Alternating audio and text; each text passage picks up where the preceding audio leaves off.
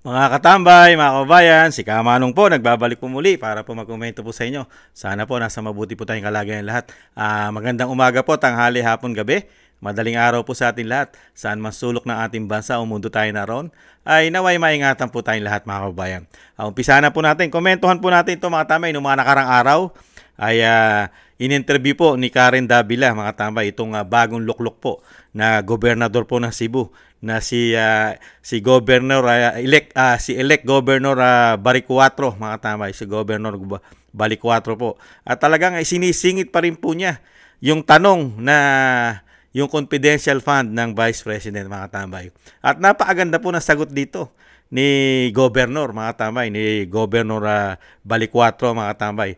At tingnan po natin at komentuhan po natin mga kabayan ang pangyayari. Ito po, pakinggan po natin si Governor kung paano niya po sagutin si Karen Davila mga katambay. Ito po, umpisa na po natin.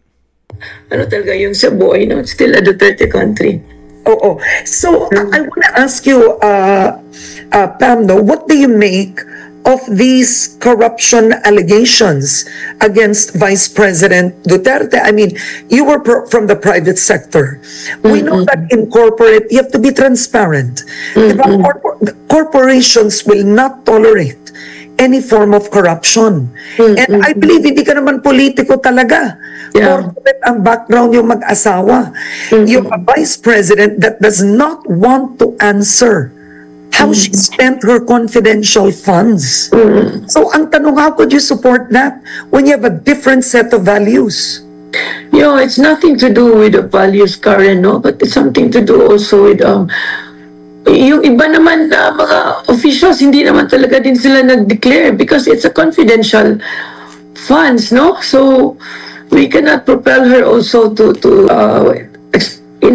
talk about it kasi after all, it's a confidential fund. So I don't know why people are focusing only on her.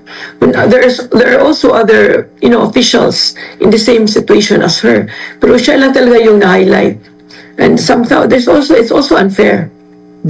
Okay. Now, so moving forward na tayo, no? Biglang moving forward na po kasi nasagot po. Nasupalpal po si Karen Davila mga tambay. Di ba? Totoo po yun eh. Halos lahat po ng opisyal po ng gobyerno ay may confidential fund. Bakit po pilit po nilang pinupolitika ang confidential fund ng Vice President? Sa katotohanan po, napakalalaki po ng confidential fund, mga tambay, lalong-lalo po ang Office of the President. Ito po, tingnan po natin ito. Hindi po ito kinakalkal ng mga media. At hindi po ito kinakalkal ni Karen Davila, itong confidential fund ng mga taong gobyerno, lalo-lalo ang Pangulong Marcos. Napakalaki po ng kanya Intel fund at intelligent fund, billions of money. Pero wala po siyang yaw-yaw dito mga tambay. Kaya napakahusay po ng sagot po ni Governor mga katambay. Ito po, pakinggan po natin itong ulat po noong 2023 kung gaano po kalaki ang confidential intel fund po ng mga ahensya ng gobyerno po natin. Lalo-lalo po ang Pangulo. Ito po, pakinggan po natin. Mahigit 10 bilyong piso ang nagastos na confidential and intelligence funds ng gobyerno noong 2023. Base sa datos ng COA, pinakamalaki ito sa kasaysayan. Mahigit 4.4 billion pesos ang confidential expenses habang mahigit 6 billion pesos ang intelligence expenses. Pinakamalaki ang confidential expenses ng Office of the President. Meron ding ginastos ng confidential funds ang Office of the Vice President, Office of the Secretary ng Department of Justice, Department of National Defense at DILG.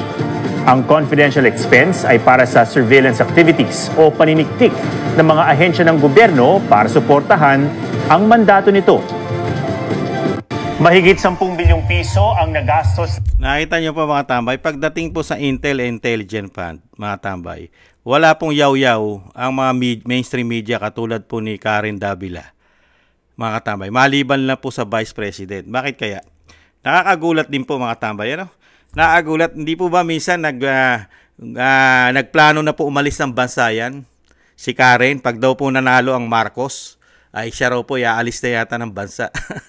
Dahil hindi po yata niya matanggap na maging Pangulo ang Pangulong Marcos sa mga panahon ngayon. Pero ngayon, nag-iba na po, ihip ng hangin. Mahal niya na po ang mga Marcos yata ngayon, mga tambay. Mahal na ni Karen. Bakit kaya? Ang tanong po natin, how much? How much kaya, Karen? Biglang nag-iba ang ihip ng hangin sa'yo na sa pamilya Romualdez, sa pamilya Marcos at sa pamilya Araneta. Yan po, malaking tanong po natin kay Karen, how much? Nasupalpal po siya. Nasupalpal po siya ni Governor Balicuatro, mga tambay. Ni Pam, ni Governor Pam. Nakita niyo po, mga tambay. Intelligent yung confidential fund, intelligent fund. Confidential. Confidential nga eh. Saka ano yung sinasabi ni Gob? Bakit lahat naman meron? Pati po LGUs meron, mga kabayan. Hindi lang po ang Office of the hindi lang po Office of the Vice President at Office of the President at DILG at Department of National Defense at ito pong yung pati po DOJ, meron po lahat 'yan. 'Di ba? At itong DILG, 'di ba? PNP. Meron po mga confidential fund 'yan, mga kababayan. At lahat halos ng department ng gobyerno, pati sa LGU, sa local government, gumagamit po na intelligent fund yan. Di ba? At confidential fund. Di po ba? Kaya ito pong mainstream media, sunog na sunog po ito eh. Nakakahiya lang. Nagbobobobobohan at nagtatanga-tangahan ang mainstream media yata pagdating po sa Vice President. Nagiging tangat bobo yata sila. Hindi po yata marunong bumasa at hindi po yata marunong kumuwenta. Hindi yata nila nakikita. Ang confidential fund po ay kalat na kalat sa gobyerno. Hindi lang po ang Office of the Vice President ang meron. Sa katunayan, pati ang Office of the President ay siya po ang pinakamalaki. Billion! Billion po ang kanyang intel na confidential fund. Ang kanyang confidential intel fund. Di po ba? Sa loob ng 12 buwan. Kaya lang po nila pinulitika ang Vice President. Bakit po? Kasi ginamit niya po ito eh. Ginamit niya po ito para tiktikan ang mga number 1 makakaliwang grupo. Di po ba? Lalong-lalo na nung siya po ay DepEd Secretary, ginamit niya po talaga ito dahil napakarami pong, nangihikayat. Bine-brainwash ang utak ng mga kabataan para sumapi. Di po ba? Sa kanila? Di po ba? Kaya nga galit na galit po ang mga makakaliwa riyan. Di po ba?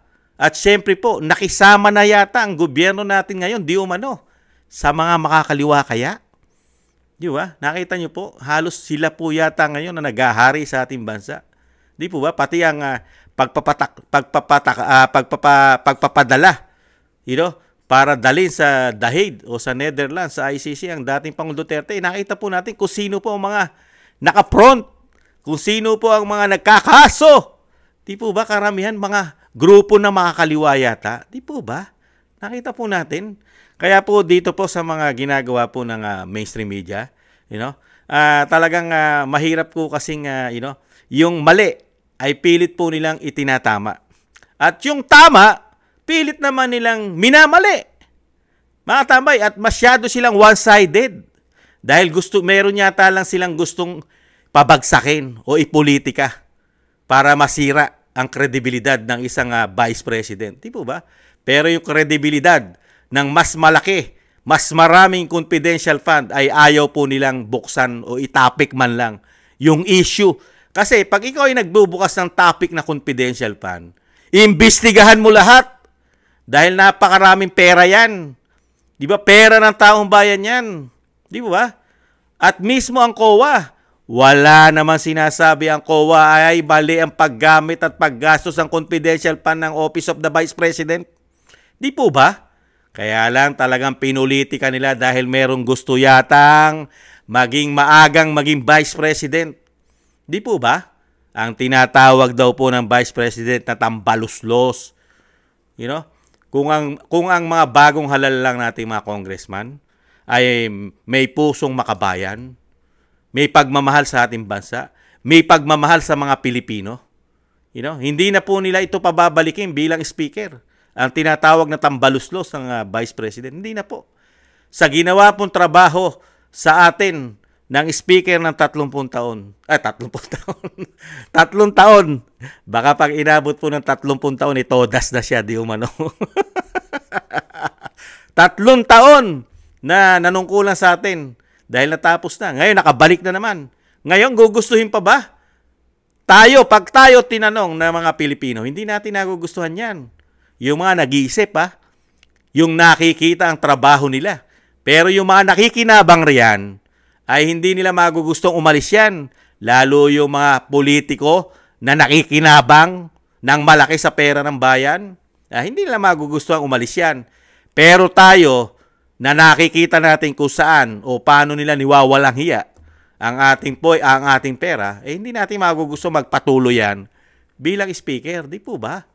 Kaya sana itong pagpasok ng 20 Congress, mga kabayan, ito sana, magkaroon po sana ng konsensya o pagmamahal sa bansa o sa mga Pilipino sa bayan natin. Ang mga bagong halal na representative o congressman nitong 20 Congress. Sana po, bigyan nyo naman ng kaginawahan ng mga Pilipino na nagpapasweldo sa inyo. Ang nagbibigay po ng budget sa inyo, sweldo, at pati po ang inyong mga sinasabing extraordinary fund, travel fund, di po ba? Bonuses. Bigyan nyo naman kami ng kaginhawahan. Hindi yung puro kayo. Di po ba? Palitan nyo na po ang speaker na tinatawag na tambaluslos, mga kabayan. Kaya dito sa ginawa ni PAM, ni bagong gobernador, si governor-elect na si Balicuatro, mga tambay, talagang kahanga-hanga po. Kahit po siya hindi po political, wala po siyang lahi o sinasabing pamilya ng mga politiko, pero napakagaling po niya, lalo sa pagsagot. Di ba? Nakita niyo po, barado si Karen. Di ba? At bigla pong change topic ang ginawa ni Karen. Nakita niyo po. Kaya po, yung mga sinuportahan po ng mga Duterte, ng dating Pangulong Duterte, hindi po mga bobo tanga yan. At lalo rin po yung mga sinuportahan ng Vice President, hindi po mga bobo yan. Magagaling na politiko po yan. At yan po ay maglilingkod at hindi mga korap. Di po ba? Kaya, wala po tayong aasahan talaga sa mainstream media. Wala. Talagang nakita niyo po ang mainstream media natin. Hindi naman po lahat. Pero nakikita po natin yung pagiging biases nila. Yung bias, nagbubukas sila ng topic pero ayaw nilang buksan yung malalaking topic. Bakit? Meron po ba silang binuksang malalaking topic lalo sa issue ng korupsyon? Katulad ni Karen Davila, meron po ba siyang binuksang malalaking issue sa Pilipinas, sa ating bansa? Katulad po ng 2025 national budget, tinutukan po ba nila yung mga blanco na 241 billion? Galit na galit po sila sa confidential na 125 million.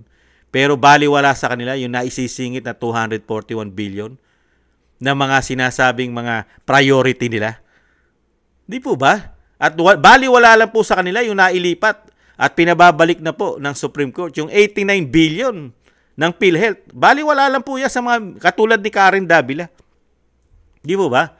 At yung ginto, yung ginto po sa Central Bank, hindi natin malaman kung nasaan ay pinagbilan nun at sa ano po pinaggamitan nun at sino po ang bumili.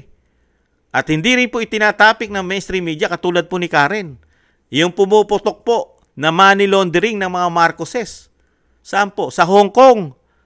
Napakaraming pera at ginto po nun. $100 billion at 350 tons of gold. Ang usapin po yan sa labas ng bansa, sa Hong Kong. Pero hindi po binabalita yan ng mainstream media. Tanging sa Vice President lang po ang binabalita nila. Bakit kaya? Ano kaya meron? Ano kaya ang meron sa binagoong Pilipinas at takot na takot? O ayaw na ayaw paputukin ang mga issue pagdating sa pera at korupsyon ng binagoong Pilipinas? Kaya nga makapag-iisip tayo, how much?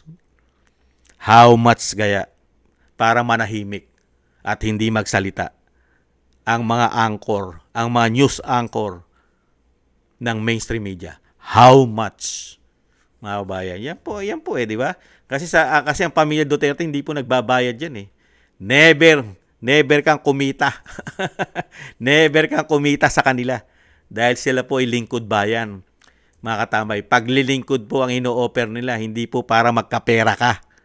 Hindi po sila korap. Never ka magkapera. Hindi po yata katulad ngayon sa binagoongang Pilipinas. Napakarami yata nagkakapera. Pati yata pati yata di umano mga anchor at mga mainstream media yata di umano. Nagtatanong lang si Kama, mga kabayan. Ayan po, kahanga-hanga po. Kahanga-hanga po ang bagong gobernador ng Cebu, mga tambay. Napakahusay po niya sumagot at talagang alam na alam niya sagutin. At alam na alam niya ang mga media na namumulitika at meron lang gustong pabagsakin. Di kaya? Kaya nakahanga-hanga po ang bagong gobernador ng Cebu, mga tambay, si Balicuatro. O si Governor Pam, mga tambay. Kahanga-hanga po. Kahit po siya ay baguhang politiko, pero nahandun po yung kanyang talino at galing. At talagang magsisilbi po yan. Lingkod bayan po yan. Hindi po yan pipiliin ng dating Pangulong Duterte at Vice President na hindi po yan magaling at hindi po yan tunay na lingkod bayan, mga kababayan. Yan, maraming salamat po sa inyo, Governor. Thank you po. At syempre po, thank you rin po sa ating mga tagapanood at syempre po sa ating mga subscribers. Maraming salamat po sa inyo lahat. Shoutout po sa inyo lahat. Ingat po. At shoutout din po at maraming salamat po sa nagbibigay po ng biyaya sa inyong lingkod. Kingston 123 ng Hong Kong, Eric Hershio ng Canada, Jake Yahoo 4531 ng Maisog, California, USA, Gina Ray Solidides ng Berlin, Germany, si Jem Aris ng United Arab Emirates, Jobilin Watanabe ng Japan, ako si Pilam, Annie Joe, at si Teodorico Erguisa na Junior, thank you po, at si Baby Roman at Ate Isa ng Cagayan Valley. Maraming salamat po sa mga biyaya po. Shoutout po sa inyo lahat. Ingat po, mga kababayan. At syempre po sa mga gusto po ng Tambayan Mga Kabayan sa YouTube at TikTok. At ganoon din po sa mga nagko-comment, like, share, and subscribe. Maraming salamat po, mga kababayan. At syempre po yung dasal at panalangin po natin, mga tambay, na maingatan po ang pamilya Duterte, ang dating Pangulong Duterte, ang Vice President. Maingatan po sana sila. At makauwi rin po syempre sa lalong mabilis ang ating dating Pangulong Duterte, mga kababayan. At tayo rin po, mga kababayan, ingat din po tayo. Doble ingat po tayo, mga kababayan. Maraming salamat po. Sa muli, mga tambay, sa muli. Paalam po muna. Bye-bye. Ingat po.